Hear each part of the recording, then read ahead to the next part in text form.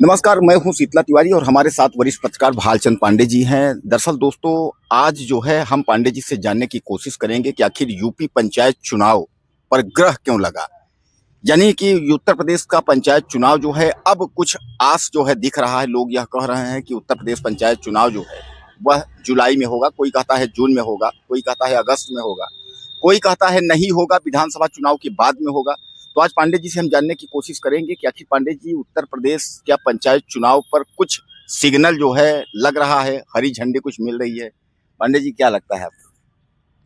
तिवारी जी देखिए, अब गवर्नमेंट के निर्णय से कुछ आस जगी है कि चुनाव हो सकता है सितंबर तक संपन्न कराया जा सकता है, क्योंकि सरकार द्वारा पिछड़ा आयोग की संस्तुति कर दी गई है। तो अब लग रहा है कि जो परिसीमन होगा, जो सीटों का आरक्षण, जो सीटों का होता है बंटवारा, वो इस आयोग के गठन के बाद से लग रहा है कि जल्दी हो जाएगा। और चुनाव जो है वो संभवतः गवर्नमेंट, बरसात अगर आड़े नहीं आई तो सितंबर अक्टूबर तक गवर्नमेंट करा ले जाएगी। और चूंकि गवर्नमेंट के ऊपर दबाव भी है, कोर्ट का भी दबाव है, और ऐसे भी थोड़ा जनता का भी दबाव पड़ रहा है। प्रधानों का या जिला पंचायत सदस्यों का कार्यकाल सबका खत्म हो रहा है। अभी तक उनका जो चूंकि खाते सीज हो चुके हैं, तो लोगों में भी कहीं ना कहीं जो चयनित प्रधान है उनके ऊपर भी दबाव बढ़ रहा है। लोगों की अपेक्षाएं बढ़ रही हैं, फंड आ नहीं रहा है। ये गवर्नमेंट को कहीं ना कहीं टारगेट कर रहा है। तो गवर्नमेंट भी चाहती है कि नहीं, जल्दी से जल्दी चुनाव कराया जाए। उसी के संदर्भ में जो पिछड़ा आयोग का जो गठन का, या पिछड़ा आयोग की गठन की संस्तुति सरकार द्वारा की गई है, उसी का एक कदम हो सकता है। तो दोस्तों, कुल मिलाकर के आप समझिए पांडे जी यह कह रहे हैं कि अब हरी झंडी मिल गई है, और पांडे जी ने यह भी कहा कि सितंबर तक ये कह रहे हैं। हालांकि कुछ लोग जुलाई कह रहे हैं, लेकिन पांडे जी का यह कहना है कि सितंबर तक चुनाव हो सकता है।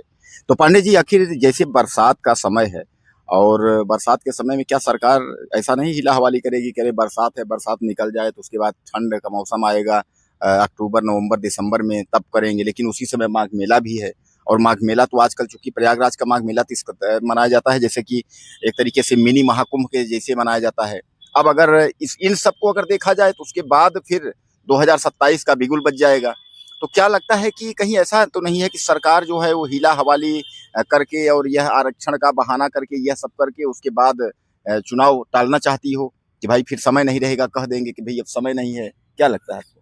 नहीं देखिए, गवर्नमेंट अब हिला हवाली करने के मूड में नहीं है, और चूंकि गवर्नमेंट के ऊपर दबाव भी है चुनाव कराने का। हिला हवाली करना भी चाहे तो शायद ना कर पाएगी, क्योंकि 27 का असेंबली चुनाव भी है। तो ऐसा है कि गवर्नमेंट असेंबली चुनाव के पहले ही पंचायत चुनाव संपन्न कराने का प्रयास करेगी, क्योंकि देखिए अभी जो 5 राज्यों के चुनाव हुए हैं उसमें बीजेपी को काफ़ी सफलता मिली है। तो उसका भी कहीं ना कहीं पंचायत चुनाव के माध्यम से गवर्नमेंट फायदा उठाना चाहेगी 27 में। अगर पंचायत चुनाव अच्छा चला गया तो इसका परिणाम जो है वो पक्ष में जाएगा ही जाएगा। अगर नहीं भी जाता तो तैयारी करने का गवर्नमेंट के पास समय मिल जाएगा कि कहाँ कमी रह गई, या किन कमियों को कैसे दूर किया जाए। क्योंकि अगर सितंबर में चुनाव करा लिया जाता फिर भी 6 महीने का समय इनके पास बचता है। तो गवर्नमेंट की मंशा कहीं ना कहीं ये भी है कि एक तरह से सेमीफाइनल के रूप में देखा जाए, कमियां अपनी खोजी जाए कहाँ हैं, उसके बाद उसी पर ये काम कर सकते हैं। इस निर्णय या इस पद्धति से काम करके आगे बढ़ सकते हैं। पांडे जी, ये लगता नहीं है कि जिस तरीके से इस समय जो है सोना चांदी को लेकर के माननीय नरेंद्र मोदी ने साफ तौर पे कह दिया है कि सोना चांदी को लेकर के न खरीदें, 1 साल तक कितना भी फंक्शन हो आप उसको न करें, और 1 साल के बाद जो है आप उसके बाद फिर क्या होता है वो तो बात की बात हुई। अच्छा, प्लस सोना चांदी ही नहीं, उन्होंने केमिकल फर्टिलाइजर्स यानी किसानों को भी झटका दिया है। उन्होंने कहा कम खाद डालें, और उसके बाद जो है डीजल पेट्रोल को लेकर के आपने देखा कि इस कदर। तो कहीं लगता नहीं है कि इसका कुछ असर जो है पंचायत चुनाव पर जो है पड़ेगा, लगता है? देखिए, गवर्नमेंट की स्थिति आर्थिक रूप से बहुत अच्छी नहीं है इस समय। गवर्नमेंट के जो लिए गए निर्णय हैं, या फिर मोदी द्वारा दिए गए भाषण हैं, उनसे तो यही लगता है कि भारत की जो अर्थव्यवस्था है बड़ी अच्छी स्थिति में नहीं है। और सोना न खरीदने का निर्णय, पेट्रोल डीजल कम खर्च करने का निर्णय, और जो अभी आपने कहा फर्टिलाइज़र या यूरिया वगैरह कम यूज़ करने का, तो गवर्नमेंट कहीं न कहीं देखिए ऐसा तो है नहीं कि ये पहली बार है कि इतना यूज़ हो रहा है। यही मोदी हैं कभी जो है सोना या फिर सोना को जो है महिलाओं के सुहाग से जोड़ के प्रचारित करते हैं। आज कह रहे हैं कम खरीदिए।